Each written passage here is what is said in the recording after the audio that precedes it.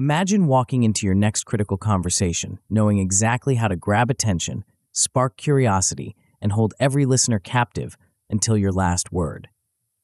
Picture yourself leaving meetings, negotiations, and casual chats with people leaning forward, intrigued, engaged, craving more. What if every conversation you had wasn't just effective, but addictive? The uncomfortable truth is, most conversations aren't memorable, they're mundane, they fade away moments after they end. But yours don't have to. The difference between forgettable dialogue and unforgettable connection isn't talent or charisma. It's your understanding of one powerful psychological tool: curiosity. Curiosity isn't just an emotion, it's a force. It pulls attention, opens minds, and drives people to act. But curiosity is fragile. Mishandle it, and people drift away. Master it, and you'll command attention effortlessly. This book reveals a precise system, a conversational blueprint that turns casual interest into lasting addiction. You'll learn how to ignite curiosity at the perfect moment, strategically open loops that demand closure, and layer mysteries that make listeners eager for the next interaction. Whether you're pitching an idea, negotiating a deal, or simply networking, these skills aren't optional, they're essential. Mediocre communicators rely on luck. Elite communicators rely on frameworks. This is your framework. If you've ever walked away from an interaction feeling unheard, overlooked, or ineffective, ask yourself, how much longer can you afford to have forgettable conversations? The opportunity to transform every conversation into an asset is right in front of you. You have a choice: remain among the many who are quickly forgotten, or join the rare few who become impossible to ignore. Turn the page, dive in, and let's make your next conversation the beginning of something extraordinary. Chapter 1: Curiosity Spark. Your heart pounds as you walk into the boardroom. 12 executives stare at you, waiting. You have 30 seconds to capture their attention before they mentally check out and start scrolling through emails. What's the difference between walking out with a green light and walking out empty-handed? It's not your credentials. It's not your PowerPoint slides. It's whether you can ignite curiosity in those first few words, creating a mental itch that only you can scratch. Most people kill curiosity before it even sparks. They lead with credentials, dive into features, or worse, they ask, "So, what questions do you have?"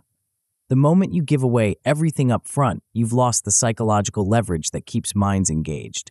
But there's a different way, one that transforms every conversation into a page-turner that listeners can't put down. The human brain is wired with a fascinating flaw. It cannot let go of unfinished business.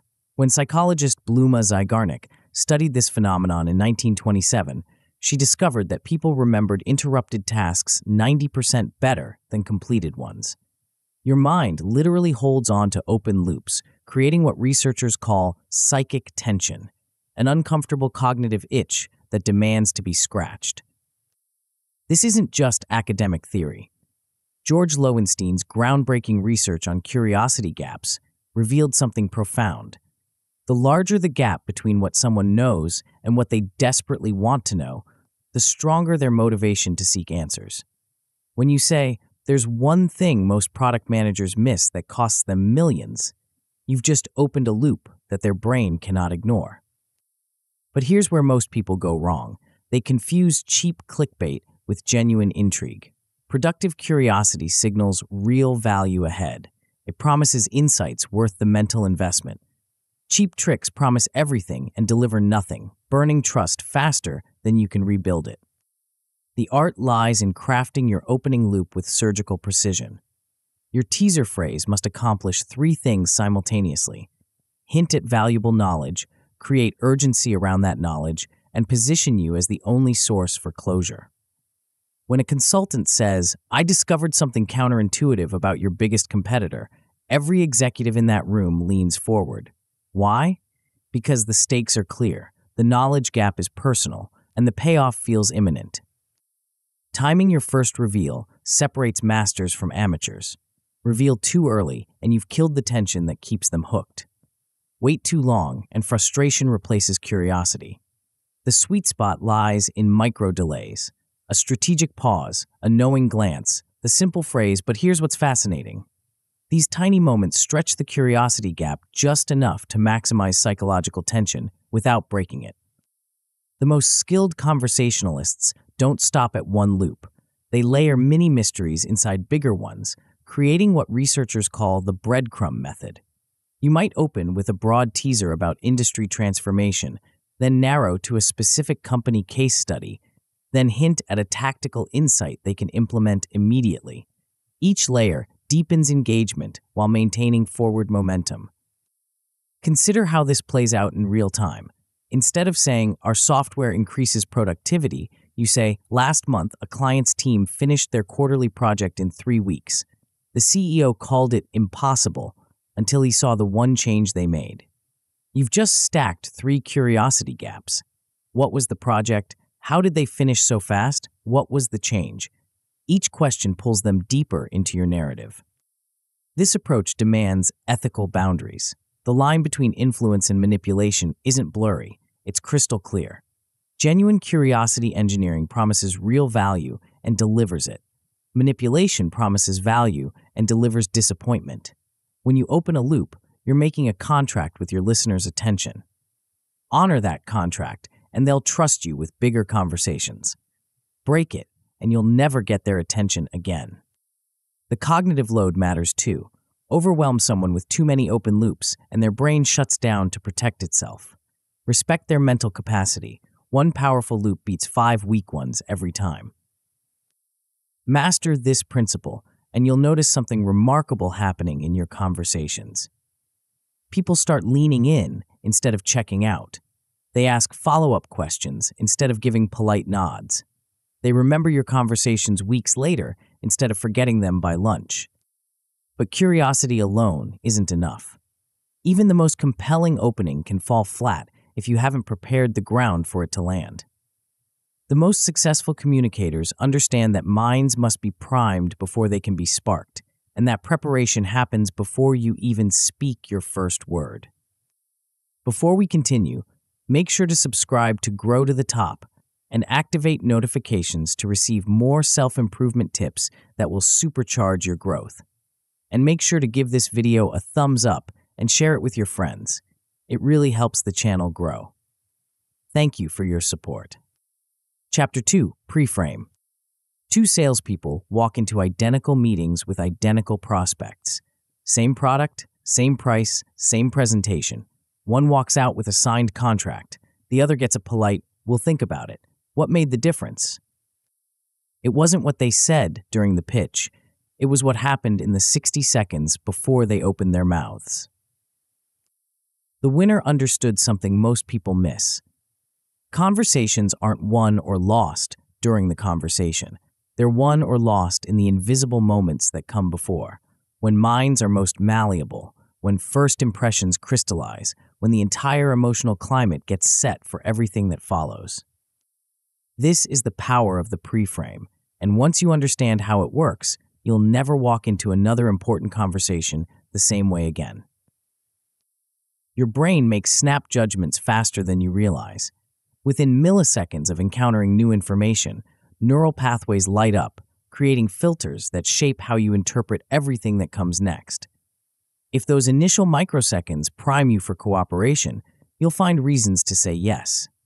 If they prime you for skepticism, you'll hunt for reasons to say no. Robert Cialdini discovered this when he ran a deceptively simple experiment. Researchers placed a single word at the top of a survey, cooperate, and watched collaboration rates jump by 48%. One word, 48%. The participants didn't even consciously notice the prime, yet it fundamentally altered their responses to every question that followed. This reveals something profound about human psychology. What people encounter immediately before your message reshapes how they receive your message. The context isn't just background noise, it's the lens through which everything else gets interpreted. Most people stumble into conversations blind to this reality. They focus entirely on their content while ignoring the container.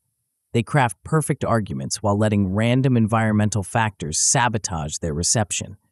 They wonder why their brilliant ideas fall flat, never realizing they've been fighting uphill against their own poor priming. The priming window opens the moment someone becomes aware of your presence. Maybe it's when they see your name on their calendar.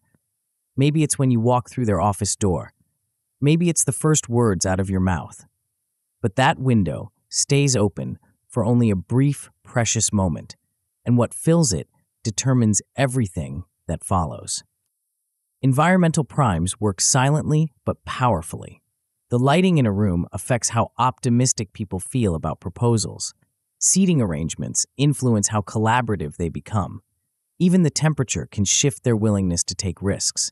When you control these variables, you're not manipulating, you're optimizing for mutual success. But environmental control isn't always possible.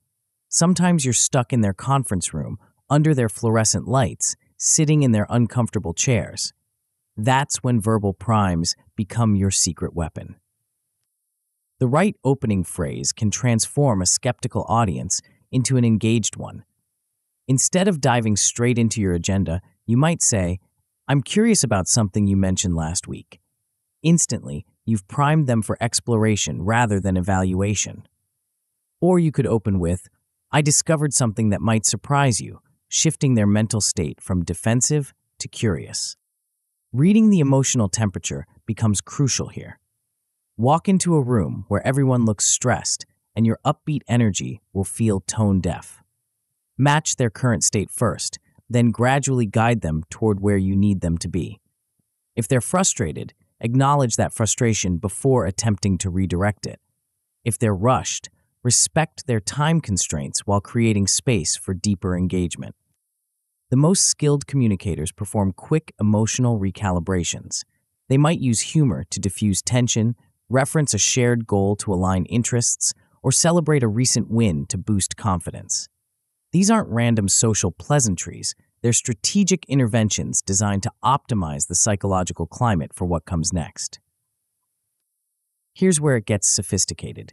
Your preframe must align seamlessly with your curiosity spark. If you prime them for collaboration, but then deliver a competitive message, the cognitive dissonance will backfire. If you set an atmosphere of trust, but then withhold information, they'll feel manipulated.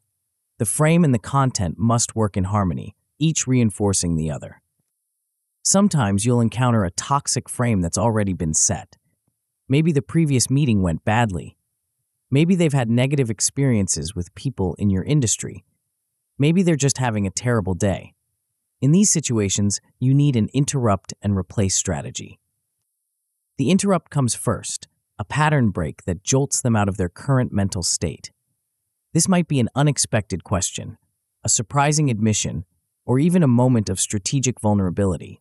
The replace follows immediately, new language that neutralizes the negativity and establishes fresh emotional ground. Master the preframe, and you'll find that your curiosity sparks land with exponentially more impact. People become more receptive to your loops, more willing to lean into your mysteries, more eager to follow where you lead them. But even the perfect preframe and the most compelling curiosity spark can fall flat without the right structural foundation. The most addictive conversations aren't just collections of interesting moments.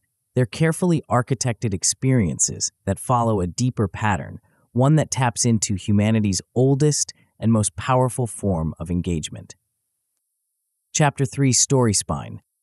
Why do some conversations feel like watching paint dry, while others feel like binge-watching your favorite series? Why can a mediocre presenter hold an audience spellbound, while a brilliant expert puts people to sleep? The answer lies in something so fundamental to human psychology that we often overlook it entirely, something that's been hardwired into our brains since our ancestors gathered around fires, sharing tales that meant the difference between survival and extinction. Your brain craves story, not just any story, but a specific kind of narrative architecture that creates irresistible forward momentum. When you understand this architecture and embed it into your conversations, something remarkable happens. People stop checking their phones and start leaning forward. Most people think storytelling is about entertainment. They're wrong. Story is about survival. For thousands of years, the humans who could craft compelling narratives were the ones who could share crucial information, build alliances, and influence decisions. Those who couldn't tell stories effectively, they got ignored, excluded, forgotten. This evolutionary pressure shaped your brain in ways you're probably not conscious of. When you encounter information wrapped in narrative structure, your mind automatically engages pattern recognition systems that have been refined over millennia. You start predicting outcomes, filling in gaps, and most importantly, you can't look away until you know how it ends. But here's what most people miss. You don't need elaborate tales to trigger this response. You need something much simpler, much more powerful. You need what storytelling experts call the spine, the essential structural framework that transforms random information into irresistible narrative. The most effective spine follows a deceptively simple pattern. It starts with a situation that feels familiar, introduces a complication that creates tension, then promises a resolution that delivers value. This isn't just storytelling theory, it's cognitive science in action. Researchers discovered that when people get transported into a narrative, their critical thinking actually decreases while their receptivity increases. They stop hunting for flaws and start absorbing insights. They move from evaluation mode into exploration mode. And that shift changes everything about how they receive your message. The spine works because it mirrors how your brain naturally processes challenges. First, you establish context, what's happening and why it matters. Then you introduce friction, what's preventing the desired outcome. Finally, you provide resolution, how the obstacle gets overcome and what that means moving forward. Think of this as conversational architecture. The and component establishes the foundation, the current reality your listener already recognizes. Maybe it's their industry situation, their team dynamics, or their personal goals. This isn't where you introduce new information. This is where you reflect back what they already know to be true. The but component introduces the tension that keeps them engaged. This is the gap between where they are and where they want to be, the obstacle that's been frustrating them, the challenge that's been keeping them up at night. When you identify a but, they already feel you're not creating problems, you're giving voice to problems they've been wrestling with silently. The therefore component delivers the payoff that justifies their attention. This is where your insight, solution, or perspective provides a path forward. But here's the crucial part. The resolution must feel both surprising and inevitable.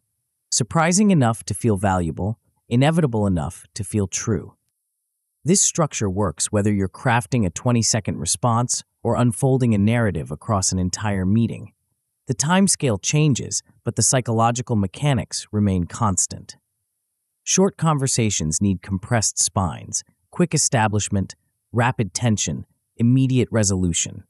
Longer interactions can afford more elaborate development, but they still need that fundamental architecture to maintain engagement. The biggest mistake people make is story bloat. They think more details equal more impact. They're wrong. Irrelevant backstory kills momentum faster than anything else. Every element of your narrative must either advance the tension or contribute to the resolution. If it doesn't serve the spine, it weakens the spine. This means ruthless editing becomes essential. You might have fascinating context about how you discovered your insight, but if it doesn't strengthen the narrative arc, it's just noise. You might have impressive credentials that support your credibility, but if they interrupt the story flow, they're working against you. The most skilled conversationalists constantly test their story spine against a simple question, so what? If any part of their narrative can't answer that question clearly, they cut it. They understand that attention is finite, and every unnecessary detail is attention stolen from the elements that actually matter. When you master this approach, you'll notice something profound happening in your conversations. People stop interrupting and start asking questions. They stop multitasking and start focusing. They stop looking for exits and start looking for more. But even the most compelling story spine can fall flat if you don't understand how to keep the tension alive throughout the entire interaction. The most addictive conversations aren't just single stories, they're cascading sequences of revelations, each one building on the last, each one opening new questions that demand new answers. Chapter 4: Gap Growth. Picture this. You've just delivered the perfect answer to someone's burning question. They nod with satisfaction, lean back in their chair, and start thinking about lunch. The conversation dies. The momentum evaporates. You've just committed the cardinal sin of engagement. You close the loop too completely. Most people think good communication means providing thorough answers. They're catastrophically wrong. The most captivating communicators understand something counterintuitive. The goal isn't to satisfy curiosity, it's to evolve it. Every answer you give should birth a new question. Every revelation should illuminate a deeper mystery. Every piece of information should make your listener hungrier for the next piece, not satisfied with what they've already received. This isn't about being evasive or withholding information. It's about understanding how human curiosity actually works at the neurological level. When researchers study the brain's response to mystery and revelation, they discover something fascinating. The dopamine hit doesn't come from getting answers, it comes from anticipating answers. The moment you fully resolve someone's curiosity, their brain chemistry shifts. The exploratory drive shuts down. The attention spotlight dims. They mentally move on to the next thing, competing for their cognitive resources. But when you answer their question in a way that opens an even more intriguing question, something different happens. The dopamine keeps flowing. The attention stays locked. The engagement intensifies. Think of this as building a curiosity staircase. Each step up reveals a new view, but also exposes new horizons that demand exploration. The key is designing each reveal to simultaneously satisfy and amplify, giving them enough to feel progress while ensuring the journey feels far from over. The most skilled practitioners use what researchers call progressive uncertainty. Instead of moving from mystery to clarity, they move from simple mystery to complex mystery. From surface-level intrigue to deeper, more sophisticated questions that couldn't have been asked before the initial revelation. Consider the psychological mechanics at play. When someone asks about your approach to solving their problem, you could give them a complete methodology breakdown. But that would be like showing them the entire map when they've only asked for the first turn. Instead, you might reveal one surprising principle that immediately raises questions about how it applies to their specific situation. This creates what cognitive scientists call the ever smaller boxes effect. Each answer opens a container that reveals another, more intriguing container inside. The progression feels like discovery rather than delivery. They're not just receiving information, they're uncovering insights. But here's where most people stumble. They mistake confusion for curiosity. Optimal tension exists in a narrow band between boredom and frustration. Push too hard, and curiosity transforms into irritation. Don't push hard enough, and engagement flatlines into indifference. Reading these signals becomes crucial. When curiosity is peaking, you'll see forward lean, sustained eye contact, and questions that build on your previous answers. When it's turning to frustration, you'll notice backward lean, checking devices, or questions that circle back to basics you've already covered. The tools for escalation are surprisingly simple, but devastatingly effective. Contrast statements work beautifully. Most people think the solution is X, but what actually works is the opposite. This immediately creates a new gap between conventional wisdom and hidden truth. Paradoxical hints generate even stronger pull. The fastest way to achieve this goal is to stop trying to achieve it directly. Now, they're not just curious about your method, they're curious about how something seemingly contradictory could possibly be true. Pacing becomes everything in this process. Rush the reveals, and you'll overwhelm their processing capacity. Space them too far apart, and you'll lose momentum entirely. The sweet spot involves giving people just enough breathing room to absorb each insight before introducing the next layer of complexity. Strategic summaries serve as reset buttons for attention.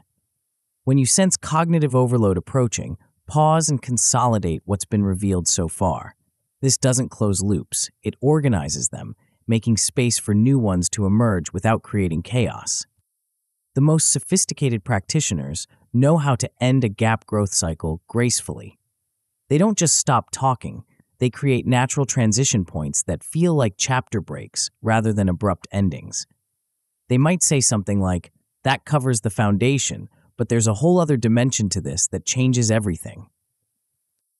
This approach transforms single conversations into serialized experiences.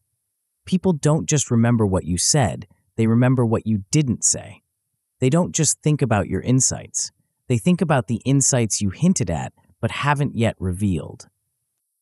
Master this principle, and you'll find that your conversations develop gravitational pull.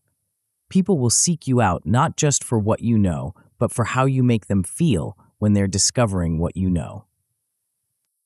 But even the most perfectly orchestrated curiosity staircase can collapse if you don't understand how to guide people up it. The most engaging conversations aren't just sequences of reveals. They're carefully choreographed explorations where the right questions, asked in the right order, transform listeners from passive recipients into active participants in their own enlightenment. Chapter 5, Question Ladder. There's a moment in every conversation when you realize you're no longer talking to someone, you're exploring with them. The shift is subtle but unmistakable. Their posture changes, their voice becomes more animated. They start revealing things they hadn't planned to share. What creates this transformation? It's not your brilliant insights or compelling stories. It's something far more powerful and infinitely more rare. The right question, asked at exactly the right moment, in exactly the right way. Most people treat questions like fishing hooks, crude tools for yanking information out of reluctant minds. They're missing the deeper game entirely. The most captivating conversationalists understand that questions aren't extraction devices. They're exploration vehicles that take both participants on a journey of mutual discovery. But not all questions are created equal. Random inquiries create random results. Scattered curiosity generates scattered attention. The conversations that become truly addictive follow a hidden architecture, a carefully designed sequence that guides minds from surface-level awareness to profound insight. Think of this as conversational altitude. Some questions operate at 30,000 feet, offering broad panoramic views of someone's world. Others fly at ground level, zooming in on specific details and precise mechanics. The magic happens when you know how to navigate between these altitudes strategically, taking people on a guided descent from general to specific, from safe to vulnerable, from known to unknown. Harvard researchers discovered something remarkable when they studied thousands of conversations. People who asked more questions, and specifically more follow-up questions, were rated as significantly more likable. But here's what's fascinating. It wasn't just the quantity of questions that mattered. It was the quality of the progression. High-altitude questions feel like invitations rather than interrogations. They give people permission to share broadly without feeling cornered or judged. When you ask someone, "What sparked your interest in this field?" you're not demanding specific data points. You're opening space for them to tell their story in whatever way feels most natural. These expansive openers serve a crucial psychological function. They signal that you're genuinely curious about their perspective, not just hunting for information to serve your agenda. They create what researchers call psychological safety, the feeling that it's okay to be authentic, to admit uncertainty, to explore ideas without immediate judgment. But staying at high altitude indefinitely creates its own problems. Conversations become too abstract, too philosophical, too disconnected from actionable reality. This is where the descent begins, the gradual transition toward more focused, more specific, more personally relevant territory. Mid-altitude questions bridge the gap between broad exploration and precise investigation. They take the themes that emerged from your high-altitude conversation and zoom in on the most emotionally charged elements. When someone mentions feeling frustrated with their team's communication, that's your cue to descend. What does that frustration look like day to day? This is where reflective paraphrasing becomes your secret weapon. You're not just asking new questions, you're building on what they've already shared, showing that you've been listening deeply and want to understand even more completely. It sounds like the real challenge isn't the workload itself, but the unpredictability of it. Is that right? The most skilled practitioners develop an almost supernatural ability to detect emotional hotspots. Those moments when someone's energy shifts, when their voice changes, when they reveal something that clearly matters more than they're letting on. These hotspots become your navigation beacons, guiding you toward the conversations that will matter most. Low-altitude questions demand precision and timing. This is where you get specific about numbers, timelines, and concrete details. But here's the crucial distinction. You're not interrogating, you're confirming. You're taking the insights that emerged from higher altitudes and grounding them in reality. When you say this happens frequently, are we talking daily, weekly, or monthly? This isn't aggressive fact-checking. It's collaborative clarification that helps both of you understand the true scope and urgency of what you're discussing. Throughout this entire descent, listening becomes your most powerful leverage tool. Not passive hearing, but active strategic listening that turns every response into fuel for deeper exploration. When someone uses a particularly charged word or phrase, echo it back. You mentioned it feels chaotic. Tell me more about that chaos. Micro-silences become extraction tools more powerful than any follow-up question. Most people are so uncomfortable with conversational pauses that they'll fill them with additional information, often revealing the most important insights in those unguarded moments. But this approach demands careful calibration. Push too hard with too many questions, and you'll trigger what psychologists call question stacking fatigue. People start feeling interrogated rather than explored with. Their answers become shorter, more guarded, more superficial. The line between leading and guiding questions becomes crucial here. Leading questions push people toward predetermined answers. Guiding questions help them discover their own insights. The difference is subtle but profound, and it determines whether your conversation becomes a mutual exploration or a one-sided extraction. Master this progression, and you'll find that people don't just answer your questions, they start asking themselves questions they've never considered before. They don't just share information, they discover insights about their own situation that surprise even them. But even the most skillfully crafted question sequence can backfire if you don't understand how to handle the answers you receive. The most engaging conversations aren't just about asking the right questions. They're about creating space for responses that feel both completely honest and strategically ambiguous. Chapter 6, Elastic Ambiguity. Why do some statements hit like lightning while others fall flat as concrete?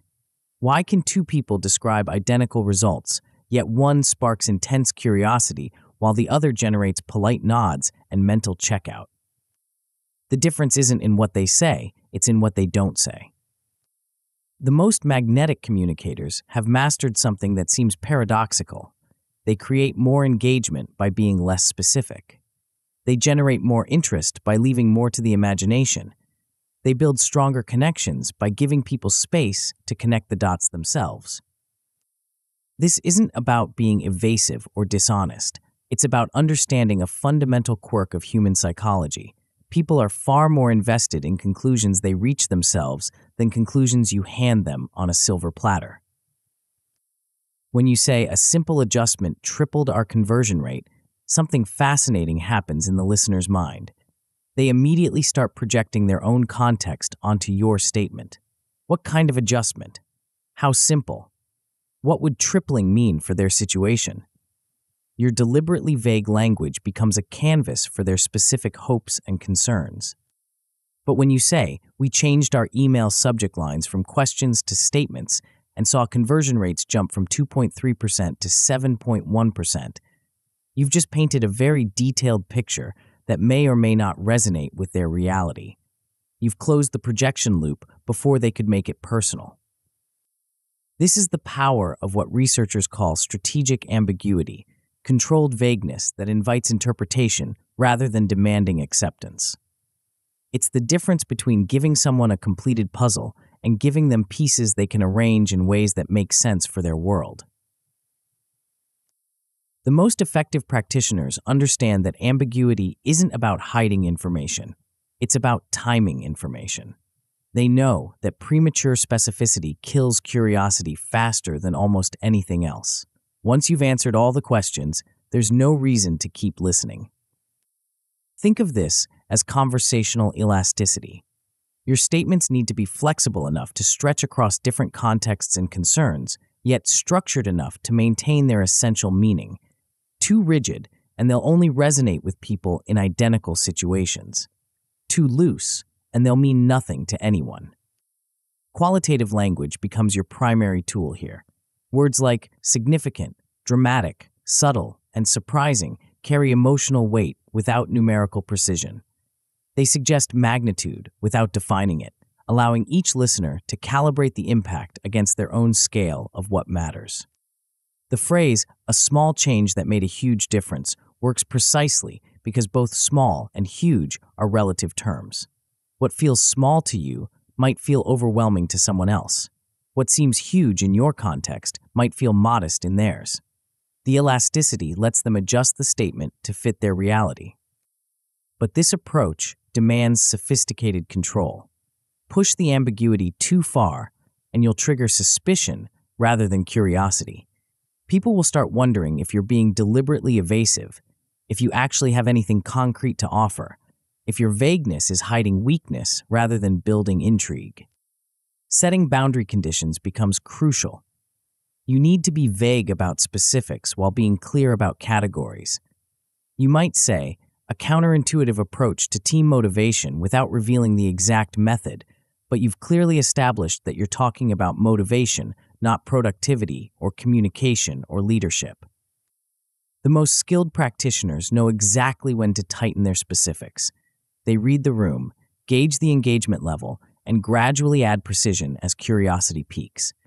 They might start with an unexpected discovery about customer behavior and progress to something we noticed about the timing of purchase decisions, and eventually reveal the 48-hour window that determines whether someone buys or walks away. This creates a controlled revelation sequence where each layer of specificity feels earned rather than given. People appreciate the details more because they've invested mental energy in wondering about them. When someone asks for clarification, and they will, your response becomes a strategic decision point. Do you reveal the next layer of detail, or do you redirect their curiosity toward a different aspect of the mystery? Do you satisfy their immediate question, or do you use it as a bridge to an even more intriguing question? The key is preventing trust erosion while maintaining engagement momentum. People need to feel that your ambiguity serves their interests, not just yours. They need to sense that the vagueness is building towards something valuable, not hiding something worthless. This means establishing credibility through other channels. Your expertise needs to be evident in how you frame questions, how you interpret their responses, how you connect seemingly unrelated concepts. The ambiguity works because they trust that specificity is coming and that it will be worth the wait. Over-ambiguity becomes its own trap. When everything you say is vague, nothing feels special. When every statement is a mystery, the mysteries lose their power. The most effective approach involves strategic contrast, moments of precise clarity that make the ambiguous elements feel more intriguing by comparison. Master this balance, and you'll find that people don't just listen to your words, they actively participate in creating their meaning. They don't just receive your message, they collaborate in constructing it. But even the most perfectly calibrated ambiguity can lose its power if you don't understand how to weave it into the larger conversational fabric. The most addictive interactions aren't just collections of mysterious statements. They're carefully orchestrated experiences where past mysteries get resolved in ways that illuminate present realities and hint at future revelations. Chapter 7, Callback Hooks. Have you ever noticed how the best TV series make you feel like a genius? Not because they're simple, but because they reward your attention in ways that feel almost magical. A throwaway line from episode 3 suddenly becomes the key to understanding episode 7. A character detail that seemed insignificant transforms into the emotional center of the season finale. Your brain lights up during these moments, not just because you're getting answers, but because you're getting answers that prove your attention mattered. You weren't just passively consuming, you were actively participating in a larger design that's finally revealing itself. The most captivating conversations work exactly the same way. They create moments where earlier mysteries suddenly click into place, where previous teasers pay off in unexpected ways, where your listener realizes that everything you've been building toward was worth the mental investment. This is the power of the callback, and once you understand how to use it strategically, your conversations will develop the same addictive quality that keeps people binge-watching their favorite shows. Most people treat conversations like isolated events. They say what they need to say, move on to the next topic, and wonder why their interactions feel forgettable. They're missing a fundamental truth about how memory and engagement actually work. The human brain is constantly looking for patterns, connections, and payoffs that justify the attention it's already invested. When you plant a teaser early in a conversation and then circle back to it later with new information, you're not just providing an answer, you're creating what psychologists call a recognition reward. The brain gets a hit of satisfaction from connecting current information to past investment, making the entire interaction feel more coherent and valuable. But this isn't about randomly referencing earlier topics. Strategic callbacks require careful setup and precise execution. You need to identify which elements from your earlier conversation have the highest potential for future payoff, then create mental bookmarks that make the eventual return feel both surprising and inevitable. The best callback candidates are usually the moments when you introduced intrigue without resolution, that mysterious metric you mentioned but didn't explain, the counterintuitive principle you hinted at but didn't reveal, the surprising outcome you referenced but didn't detail. These become your conversational assets, investments that will pay dividends when you circle back to them. Timing becomes everything in this process. Circle back too quickly and the callback feels forced. Wait too long and the original setup loses its emotional charge. The sweet spot exists in that psychological space where the initial curiosity has had time to simmer but hasn't yet cooled completely. Research on memory and conditioning reveals something fascinating. When you represent a cue that was previously associated with anticipation, you don't just remind people of the original expectation, you actually reactivate it. The curiosity doesn't just return, it intensifies, because now it's layered with the satisfaction of pattern recognition. The most skilled practitioners know how to craft callbacks that deliver on past promises while simultaneously opening new loops. They might say something like, "Remember that metric I mentioned earlier, the one that seemed impossible? Here's what made it possible, and here's why it almost didn't work." You've just satisfied one curiosity while igniting another. This creates what storytellers call narrative cohesion, the feeling that everything is connected to everything else in meaningful ways. Instead of experiencing your conversation as a series of random topics, your listener starts perceiving it as a carefully orchestrated revelation where each piece contributes to a larger understanding. The technique works because it mirrors how insight actually develops in real life. Breakthrough understanding rarely comes from isolated facts. It emerges from the accumulation of connected observations that suddenly crystallize into clarity. When you structure your conversations to mimic this natural process, people don't just receive information, they experience understanding. But callbacks demand sophisticated orchestration.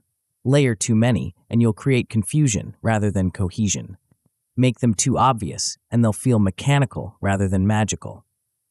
The art lies in weaving references so naturally into the flow of conversation that they feel like organic discoveries rather than planned reveals. The most effective callbacks often involve subtle language echoes, repeating a distinctive phrase or metaphor from earlier in the conversation, but in a new context that adds meaning to both instances. This creates what cognitive scientists call semantic resonance, where the repeated element gains power from its dual usage. Advanced practitioners extend this technique across multiple interactions. They plant seeds in one meeting that bloom in the next. They reference insights from previous emails and current phone calls. They build anticipation across weeks or months, creating relationships that feel like ongoing narratives rather than disconnected transactions. This transforms individual conversations into episodes of a larger series. People don't just remember what you said, they remember what you're building toward. They don't just anticipate your next answer, they anticipate your next question. Master this approach, and you'll find that your conversations develop gravitational pull that extends far beyond the immediate interaction. People will think about your unresolved loops during their commute, bring up your half-revealed insights in other meetings, and actively seek opportunities to continue the exploration you've begun. But even the most perfectly timed callbacks can fall flat if they don't connect to something your listener can actually see, feel, and imagine themselves experiencing. The most memorable conversations aren't just intellectually satisfying, they're viscerally compelling, painting pictures so vivid that the future feels like a memory waiting to happen. Chapter 8. Sensory Future. Close your eyes for a moment and imagine walking into your office 6 months from now. The morning light streams through windows that somehow seem brighter. Your phone buzzes with messages from colleagues seeking your input on decisions that used to happen without you. You settle into your chair with the quiet confidence that comes from knowing exactly what needs to happen next. Did you feel that shift? That moment when abstract possibility transformed into tangible reality? That's your brain doing something remarkable, creating a memory of something that hasn't happened yet. Most people think the future exists only in the realm of logic and planning. They're missing something profound. Your brain doesn't distinguish between vivid imagination and actual experience as clearly as you might think. When you create rich, sensory detailed pictures of tomorrow, your neural networks light up as if those experiences were already real. This isn't just fascinating neuroscience, it's the secret weapon of the most persuasive communicators. They don't just describe outcomes, they transport people into those outcomes. They don't just promise results, they help people experience those results before they've even committed to pursuing them. The difference between abstract future and sensory future is the difference between you'll be more successful and picture yourself walking into that boardroom knowing that every person at the table respects your judgment and seeks your perspective. One is a concept, the other is an experience. When researchers study how the brain processes future scenarios, they discover something extraordinary. Imagining future events activates the same neural networks used for recalling past memories. Your mind literally treats vivid future projections as if they were memories waiting to be retrieved. This means the more sensory detail you can pack into tomorrow's possibilities, the more real those possibilities feel today. But here's where most people stumble. They think sensory language means overwhelming description. They pile on details until the future feels cluttered rather than compelling. The art lies in selecting the precise sensory elements that will resonate most powerfully with your specific listener. The key is understanding which senses carry the most emotional weight for different types of outcomes. Professional success often connects to visual and auditory cues. The sight of your name on important documents, the sound of your voice leading crucial meetings. Personal fulfillment might link more to tactile and kinesthetic sensations, the feeling of relaxed shoulders at the end of a productive day, the physical sensation of confidence in challenging situations. Effective future pacing requires a delicate balance between specificity and universality. Too specific, and you risk describing a future that doesn't match their particular context. Too universal, and you lose the sensory richness that makes the projection feel real. The sweet spot involves choosing details that are concrete enough to feel authentic yet flexible enough to accommodate their unique circumstances. The most powerful projections anchor themselves to goals your listener has already expressed. When someone mentions wanting more influence in their organization, you don't just promise influence, you help them experience what that influence feels like. Imagine the moment when your recommendation becomes the strategy everyone rallies around. You can hear the energy shift in the room as people start building on your idea instead of questioning it. This creates what psychologists call positive anticipation, a neurochemical state that bonds people emotionally to potential outcomes. When someone can literally feel success before achieving it, they become invested in making that feeling real. The future stops being a distant possibility and becomes a compelling destination. But this approach requires careful calibration for different personality types. Some people thrive on ambitious, expansive visions that stretch their imagination. Others become anxious when futures feel too far removed from their current reality. Reading these preferences becomes crucial for crafting projections that inspire rather than overwhelm. The most sophisticated practitioners know how to bridge vivid future scenes to immediate present actions. They don't just paint beautiful pictures, they create logical pathways from here to there. To get to that moment where your team operates with complete clarity, we need to start with one simple change in how you structure your weekly meetings. This imagine therefore formula transforms inspiration into implementation. The sensory future provides the emotional pull, while the immediate action provides the practical starting point. People don't just want the outcome, they can see exactly how to begin moving toward it. Advanced future pacing involves layering multiple time horizons and multiple sensory experiences. You might paint a picture of next month's immediate relief, next quarter's growing confidence, and next year's transformed professional identity. Each projection builds on the previous one, creating a progression that feels both ambitious and achievable. The most effective practitioners also understand that sensory futures need refreshing over time. As people move closer to their goals, the original projections lose their emotional charge. New details, new scenarios, and new sensory elements keep the future feeling fresh and compelling rather than stale and predictable. Master this technique, and you'll find that people don't just agree with your proposals, they become emotionally invested in the outcomes you're describing. They don't just understand the benefits, they can taste, see, and feel those benefits as if they were already real. But even the most vivid future projection can lose its power if you don't understand how to end the conversation in a way that makes that future feel both inevitable and urgent. The most memorable interactions don't just fade away. They crystallize into moments that echo in memory long after the words have stopped. Chapter 9, Sticky Exit. Picture this. You've just delivered the most engaging conversation of your career. Every technique clicked perfectly. Curiosity sparked, tension escalated, insights landed with precision. Your listener is completely absorbed, asking thoughtful questions, leaning forward with genuine interest. Then you do what most people do. You let it fizzle. You wrap up with generic pleasantries. You exchange business cards with weak handshakes. You walk away, leaving all that carefully built momentum to evaporate into the ether. 3 days later, they struggle to remember your name, let alone your insights. The difference between conversations that fade and conversations that stick isn't what happens in the middle. It's what happens in the final 60 seconds.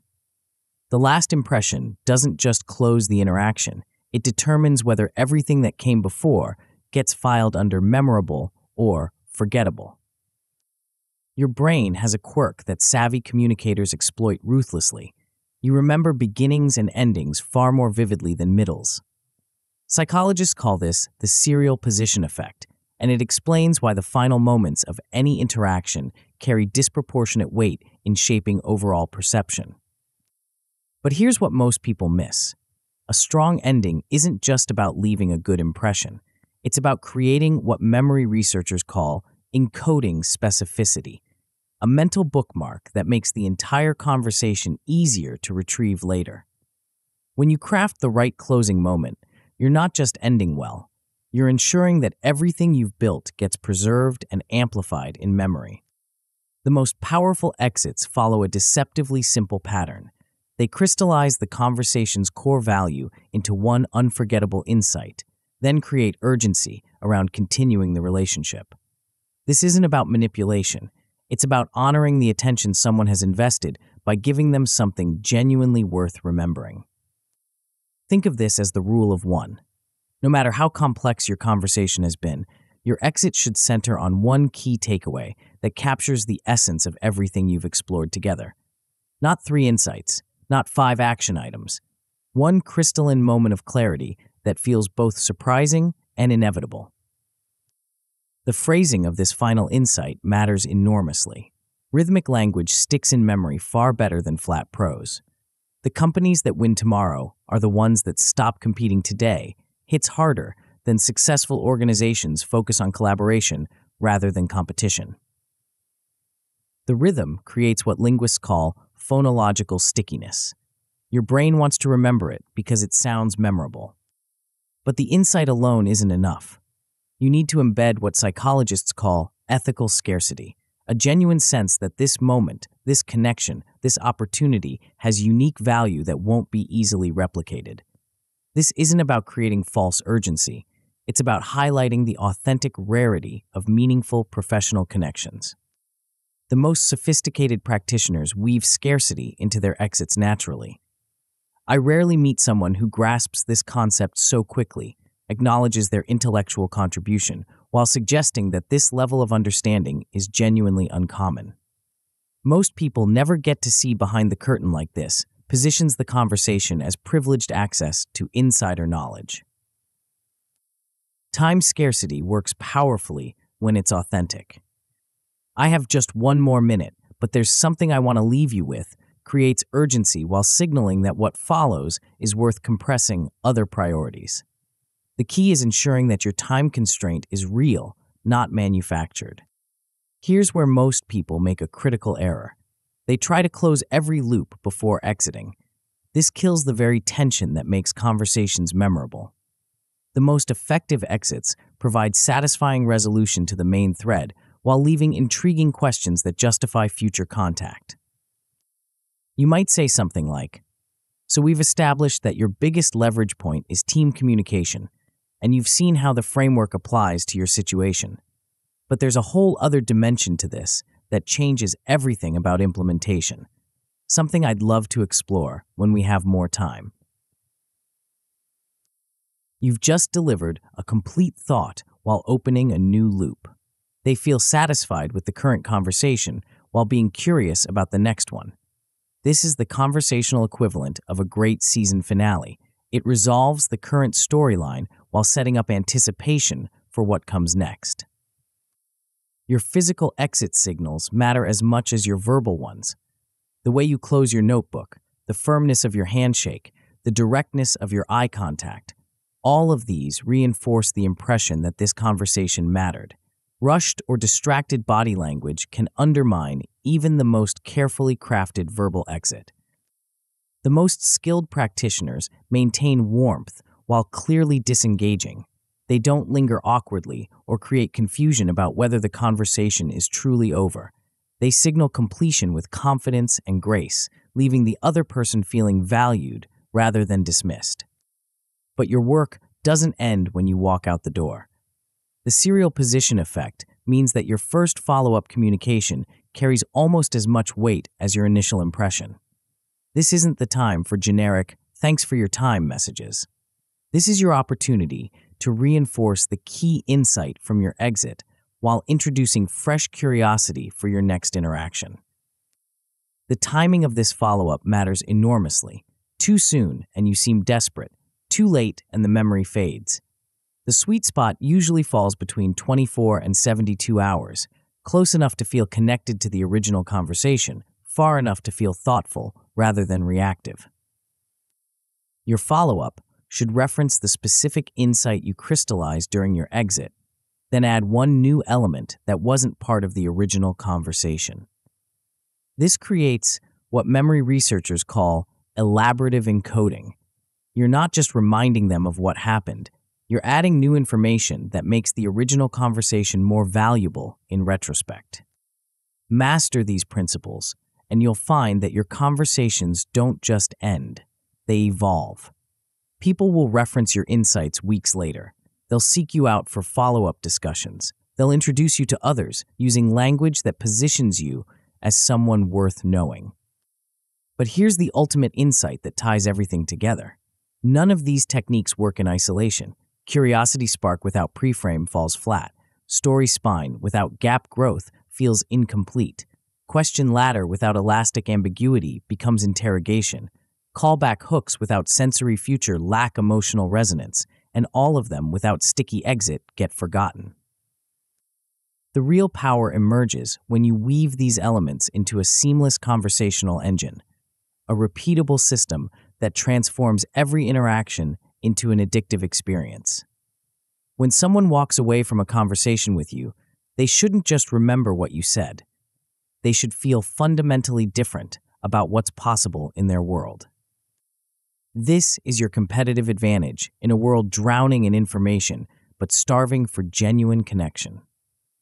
While others compete on credentials, you'll compete on conversation quality. While others fight for attention, you'll create addiction. While others hope to be remembered, you'll become impossible to forget. The conversations that change careers, close deals, and create lasting relationships aren't accidents. They're engineered experiences that honor the deepest patterns of human psychology while serving the highest goals of mutual benefit. Now you have the blueprint. The question isn't whether these techniques work. The research proves they do. The question is whether you'll have the discipline to practice them until they become second nature, the wisdom to deploy them ethically, and the courage to transform every conversation into an opportunity for mutual elevation. The world is waiting for someone who can turn dialogue into discovery, interaction into transformation, and conversation into connection that compounds over time. That someone is you.